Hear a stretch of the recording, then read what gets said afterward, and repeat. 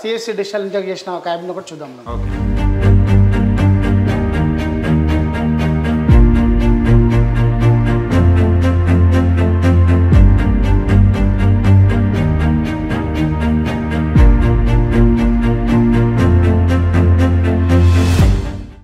ఇది మనకు commercial purpose అని చెప్పాను కదా, కమర్షియల్ ఆఫీస్ పర్పస్. ఇది వచ్చేసి సిఎస్సి డిజిటల్ ఇండియా అండ్ మీ సేవ కలిపి దీంట్లో ఉంటాయి. సెంట్రల్ గవర్నమెంట్, స్టేట్ గవర్నమెంట్ సేవలు అనేది దీని నుంచి అప్లై చేసుకుంటారు అన్నట్టు వీళ్ళు. చూసారు, అది మల్టీ కలర్స్ ఉన్నాయి. ఈ ఆరెంజ్ కలర్ అనేది మీ సేవలో ఒకటి వాళ్ళ లోగో ఉంటుంది.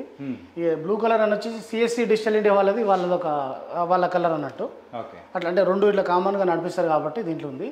ఇది వచ్చేసి వీళ్ళకు సబ్సిడీ కింద లోన్ అప్లై చేసి తీసుకున్నారు, పిఎంఈజీపీ స్కీమ్ లోను. అంటే వీళ్ళు తీసుకున్న లోన్ 10 lakhs ఏమో అప్లై చేసినట్టున్నారు.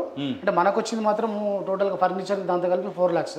ఈ 10 lakhsలో వాళ్ళకు 35% 3.5 lakhs వాళ్ళకు సబ్సిడీ కింద క్రెడిట్ అవుతుంది 1 monthలో మనం డెలివరీ ఇచ్చినాక. ఓకే. అంటే దీనిలో షటర్ది యాడ్ ఆనా లేకపోతే మొత్తం దానిలోనే ఇంక్లూడ్? టోటల్ వచ్చేసి 2,30,000 ప్లస్ జిఎస్టీ. ఓకే, మొత్తం ఇది మొత్తం 2,30,000 ప్లస్ జిఎస్టీ. చాలా సూపర్గా ఉంది. ఓన్లీ నేను హౌస్ పర్పస్ అనుకున్నాను కానీ కమర్షియల్ పర్పస్ కూడా మోడల్ కూడా చాలా సూపర్గా ఉంది. ఒకసారి మనం అక్కడ షట్టర్ కూడా చూడొచ్చు. చూద్దాం.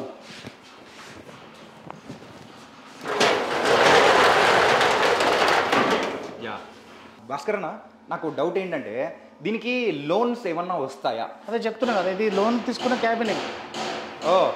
లోన్ ద్వారా వచ్చిన క్యాబినే. ఇట్లాంటి క్యాబిన్ లోన్ తీసుకున్న క్యాబిన్స్ మనం ఇప్పటికీ ఒక 50 యూనిట్లు చేసినాం.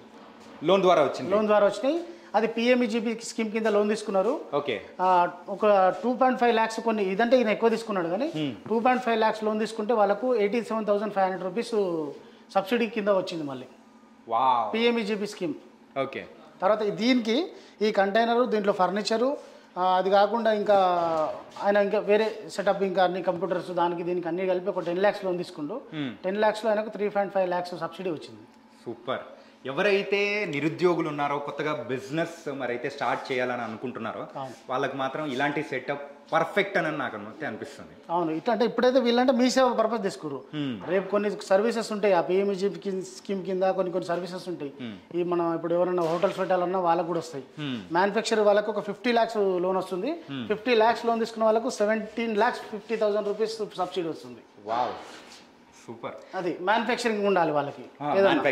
ఇప్పుడు ఇదేంటి సర్వీసెస్, ఇది సర్వీసెస్. ఇది ఇప్పుడు తీసేవనే సర్వీస్. వీళ్ళకి 25 lakhs వరకు ఎలిజిబుల్, ఇలా 10 lakhs తీసుకోండు. తర్వాత మనం రీసెంట్లీ ఒకటి హోటల్ చేసినాము మన మణికొండలో. వాళ్ళు 25 lakhs లోన్ తీసుకున్నారు. వాళ్ళకు కూడా సబ్సిడీ స్కీము అంటే సర్వీసెస్ లాగా తీసుకున్నారు అన్నట్టు. అట్లా లోన్స్ తీసుకున్న ఒకటి హోటల్ పెట్టిండు ఒక ఆయన కూడా 15 lakhs 25 lakhs తీసుకున్నట్టు. మనకు ఎస్ఎస్ స్టెయిన్లెస్ స్టీల్ కంపెనీ ఉంది, స్టెయిన్లెస్ స్టీల్ కోసం తీసుకున్నాడు.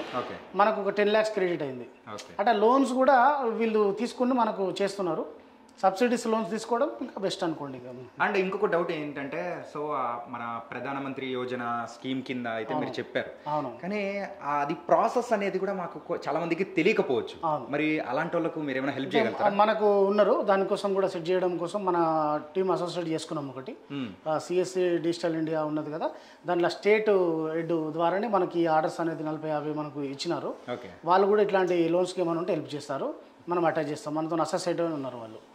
గాయస్, ఎవరైతే మరైతే కొత్తగా బిజినెస్ స్టార్ట్ చేయాలి, సో డబ్బులు తక్కువ ఉన్నా కానీ అలాంటి వాళ్ళకు కూడా మరి ప్రధానమంత్రి యోజన స్కీమ్ కింద సో ఇలాంటి బ్యూటిఫుల్ కంటైనర్ హౌస్కి రాకపోయినా కానీ ఇలాంటి కమర్షియల్ దానికి మాత్రం ఖచ్చితంగా లోన్స్ వస్తాయని కూడా ఇక్కడ మన భాస్కర్ అన్న చెప్తూ ఉన్నారు.